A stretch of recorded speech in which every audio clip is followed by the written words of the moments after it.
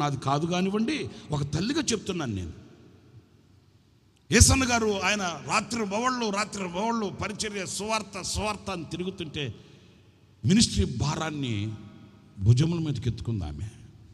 ఎంత బాధ్యత అంటే, ఆరోగ్యం ఉన్నా లేకపోయినా ఒక్కొక్కసారి అన్న దగ్గరికి వెళ్ళి కూర్చునే పరిస్థితి కూడా లేని పరిస్థితుల్లో వెళ్ళి విషయాలన్నీ చెప్పేది, విషయాలన్నీ వివరించేది.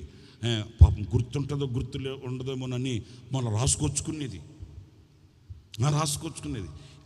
ఇక ఏమి ఆమెకి వేరే ధ్యాస కానీ వేరే కార్యక్రమం. ఒక్కోసారి అన్న నేను సింగపూర్కి వెళ్తున్నాను, వాళ్ళు ఊరికే విసిగిస్తున్నారు, నిన్ను కూడా తీసుకురమ్మని.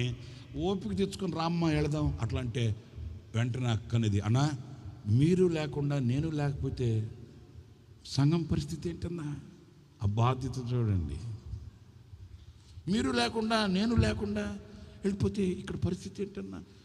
ఉదయం నుంచి ప్రార్థన చేయించుకోవడం